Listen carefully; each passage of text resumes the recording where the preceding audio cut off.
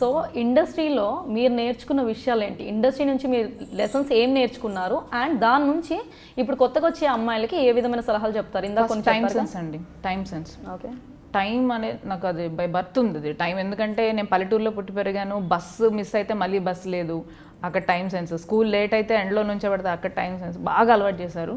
So నా birth నుంచి నాకు టైం సెన్స్ ఉంది, అది బాగా హెల్ప్ అయింది. టైం సెన్స్ ఇంపార్టెంట్ అండి. 2 పేషెన్స్. ఎందుకంటే లేట్లు ఇస్తారు, మారుస్తారు, ఇస్తారు. వీళ్ళు మార్చిన టైంలో మనం ఏదో సినిమా ఒప్పుకుంటాం, వాళ్ళకి డేట్స్ ఇచ్చేస్తాం, వీళ్ళు టక్కుని తీసుకొచ్చి ఆ డేట్సే మన షూటింగ్ అంటారు. ఏదో ఒకటి వదిలేసుకోవాల్సి వస్తుంది. సో పేషెన్స్ అనేది ఇంపార్టెంట్. ఏదో ఒకటి వదులుకోవడానికి సిద్ధంగా ఉండి, ఇరిటేట్ అవ్వకుండా కూల్, ఏది రాసిందో మనకు అదే వస్తుంది, ఫీల్ అయి కూర్చోవాలి. సో అండ్ వెంటనే హిట్లు అయిపోవాలి, ఎక్కడికో రీచ్ అయిపోవాలి, హిమజ అంటే అందరికీ తెలియాలి, ఇలాంటి సోది కొంచెం పక్కన పెట్టేసి కష్టపడాలి. మనకు వస్తే పేరు ఆటోమేటిక్గా వస్తుంది అని కొంచెం వెయిట్ చేయాలి, హోప్ పెట్టుకొని వెయిట్ చేయాలి. సో ఇలా శ్రీరెడ్డి గారి కానీ ఎక్స్ పర్సన్ కానీ ఇలాంటి ఇబ్బందులు రాకుండా ఉండాలంటే కొత్త వాళ్ళు ఎలాంటి చర్యలు తీసుకుంటే బాగుంటుందని మీకు అనిపిస్తుంది? అదేనండి, ఇమ్మీడియట్గా రియాక్ట్ అవ్వాలి. ఇప్పుడు ఓకే మామూలుగా ఇబ్బంది పెట్టరు. సపోజ్ నేనే ఓకే ఫర్ ఎక్స్ అనుకుందాం, ప్రొడ్యూసర్ ఎవరో ఒకరు ఎక్స్ అనుకున్నాం, ఏమ్మా ఈవినింగ్ పార్టీకి వస్తావా అంటారు. పార్టీ అంటే ఏంటి అర్థం అంటారు, డైరెక్ట్గా అడగరు కొంతమంది, నాకు తెలిసి. పార్టీ వస్తా అంటారు, నువ్వేం చెప్తావు? ఇంట్రెస్ట్ లేదని చెప్తాం. ఒకవేళ ఇంట్రెస్ట్ లేకపోతే లేదండి, నేను కెలకను కదా. లేదని చెప్పావు, నేను కెలకను. ఎందుకంటే నాకు పరువు ఉంటుంది, నాకు చుట్టూ సర్కిల్ ఉంటుంది, ఆఫీస్లో జనాలు ఉంటారు, నాకు ఫ్యామిలీ ఉంటుంది, నేను వాళ్ళకి ఆన్సరబుల్. నేను భయపడతా. నీకు ఇష్టం లేదు కదా, నువ్వు ఎప్పుడైతే ఓకే సార్ అంటావో అక్కడి నుంచి ప్రతి ఒక్కడు ఆడుకుంటాడు. ఎందుకంటే నువ్వు ఓకే అన్న విషయం చుట్టుపక్కల అందరికీ తెలిసిపోద్ది కదా. ఎగ్జాక్ట్లీ, అక్కడే ఫస్ట్ స్టెప్లోనే కట్ చేయాలి. రైట్. మీరు అన్నారు విజయవాడ అమ్మాయి యాటిట్యూడ్, అది ఇక్కడ పనికి వస్తుంది. బాగా పనికి వస్తుంది అంటారు. సో ఇండస్ట్రీలో ఎప్పుడైనా తెలియక ఏదైనా తప్పు చేశారా? ఆ తప్పు అంటే తప్పు అంటే పెద్ద తప్పని కాదు, రాంగ్ డెసిషన్ తీసుకోవడం కానీ ఏదైనా అలా చేసినప్పుడు రిగ్రెట్ అయ్యారా, అబ్బా ఇలా చేయకుంటే బాగుండేది? అస్సలు అవ్వలేదండి ఎప్పుడు కూడా. అప్పటికప్పుడు తప్పు అనిపించినా దానివల్లే ప్రతిదీ ఇప్పుడు నేను ఉన్నదానికి రీజన్ అవుతుంది.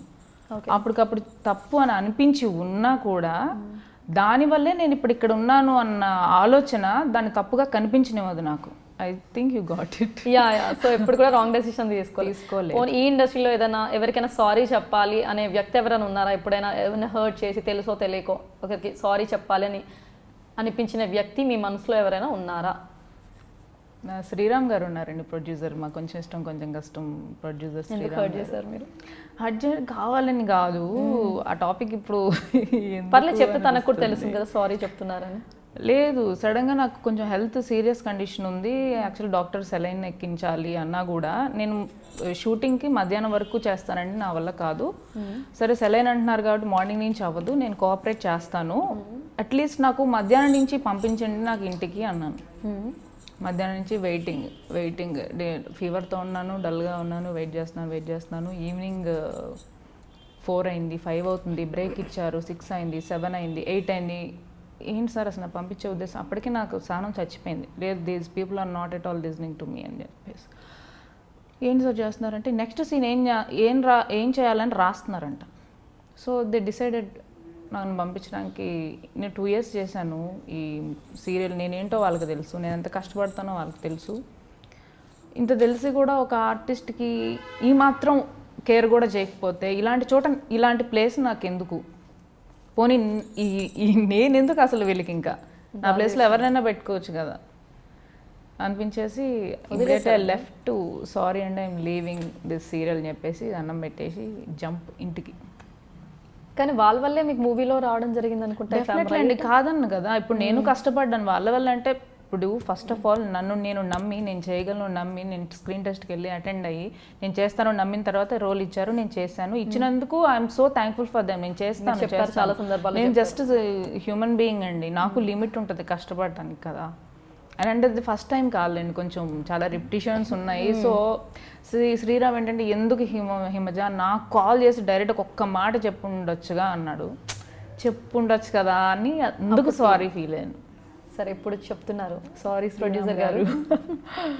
సో హీ ఫెల్ట్ బ్యాడ్, మీరు చెప్పకుండా అలా క్విట్ అయిపోయారు. అంటే ఆ కోపం ఆ టైం ఏమంటారు హైపర్గా ఉంటాం ఆ టైంలో, ఈ ఫ్రస్ట్రేషన్ అన్నీ కలిపేసి అది ఏం గుర్తు రాలేదు. నాకొద్దు నేను వెళ్ళిపోతాను. ఫిక్స్. సో యూట్యూబ్లో మంచి సాంగ్తో సెన్సేషన్ ఆ మధ్య మీ ఫ్రెండ్స్తో కలిసి మీరు ధన్యవాద కృష్ణ శ్రీ.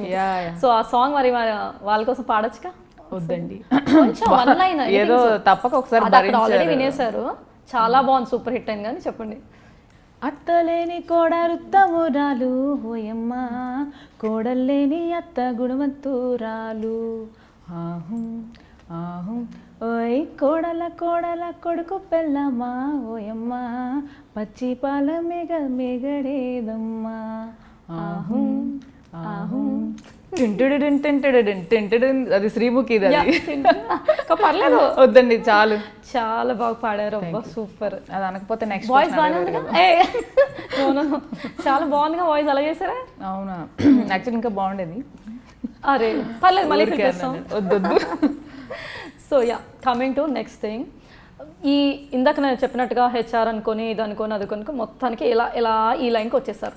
సీరియల్స్ అనుకున్నారు, ఆ తర్వాత మళ్ళీ మూవీస్, అంటే ఒక సీరియల్ యాక్ట్రెస్, తర్వాత ఫిలిం యాక్ట్రెస్, ఆ తర్వాత నెక్స్ట్ ఇంకేమైనా షేడ్ ఉందా మాకు? యాంకరింగ్ ఇంట్రెస్ట్ ఉందండి, అంటే చేశాను. ఇప్పుడు మాకు కూడా కాంపిటీషన్ చచ్చా ఇలా కాదు, జస్ట్ కిడింగ్. లైక్ సరదాగా పార్టిసిపేట్ చేయడం అందరితో బాగుంటుంది. నాకు ఎక్కువ జనాలు ఇష్టం చుట్టుపక్కల అంతా. ఫర్ ఎగ్జాంపుల్ ఇందాక దానికి ఇప్పుడు సింగ్ చేస్తూ మాట్లాడతా, అది సారీ ఈత చెట్టు కింద కళ్ళు తాగుతారు కానీ పాలు తాగరు అనుకుంటారు కదా. సో అలాగే I use to love pub అనమాట. పబ్ లైఫ్ నాకు ఇష్టం.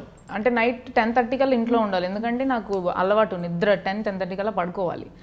కానీ నాకు పబ్ అంటే ఇష్టం. ఎందుకు ఆ మ్యూజిక్, డ్యాన్స్, జనాలు, గోల అంతా యాక్టివ్గా ఉంటుంది, బాగుంటుంది.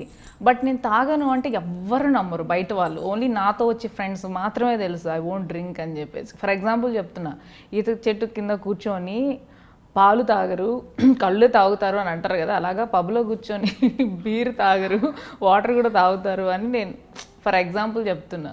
ఓకే. సో మీరు అసలు ఇక్కడ ఇంకో విషయం ఏం చెప్పాలి తెలుసా, ఈమెకి 6th సెన్స్ కూడా ఉందండి హిమజ గారికి. ఎందుకు తెలుసా, ప్రతి క్వశ్చన్ ఏదైతే డ్రాఫ్ట్ చేసామో తన ఇమాజినేషన్, అవుట్ ఆఫ్ ఇమాజినేషన్ ఉండాలనుకున్నా, కానీ ప్రతి క్వశ్చన్ తన ప్రూఫ్ కూడా చూపిస్తాను. Everything is mentioned. పబ్ కానీ మీరు ఏది తీసుకున్నా యా, పబ్ కల్చర్ అనేది ఇప్పుడు చాలా అందరూ చాలా ఫాస్ట్ అయిపోయారండి. We can't say fast, yeah అందరూ ఈ ఇండస్ట్రీ అని అనలేను, రిలాక్సేషన్. సో మీరు అది ఎంకరేజ్ చేస్తారా? ఎంకరేజ్ చేయడం అంటే తాగడం ఎంకరేజ్ చేయను, అండ్ మా ఫ్రెండ్స్ కూడా తాగొద్దు తాగి ట్రై చేయొద్దు నేను చెప్తూనే. పబ్బింగ్ అయితే చేస్తారు. పబ్బింగ్ అంటే ఏంటంటే తాగడం కాదు కదా. నో, వెళ్తారా అని. వెళ్తాను. I love lights. 10:30 పడుకుంటే అలాగా? అదే కదా, వాళ్ళు రీచ్ అయ్యే టైం నేను అరగంట ముందే వెళ్తా, హాఫ్ అన్ అవర్ ముందే వెళ్తా. యూస్ టు లైక్ ఫుడ్ తినడం, అందరితో మ్యూజిక్ ఎంజాయ్ చేయడం. ఇంకా మీ ఫ్రెండ్స్ అందరూ ఇక ఓకే రెడీ స్టార్ట్ అన్న టైంలో బాయ్ చెప్పేసి వచ్చేస్తా. సో డ్రింకింగ్, స్మోకింగ్ అందరు అలాంటివి ఏం లేదు? లేవండి, అది కట్. యాక్చువల్లీ డ్రింకింగ్, స్మోకింగ్ అలాంటివి ఏం లేదు కదా?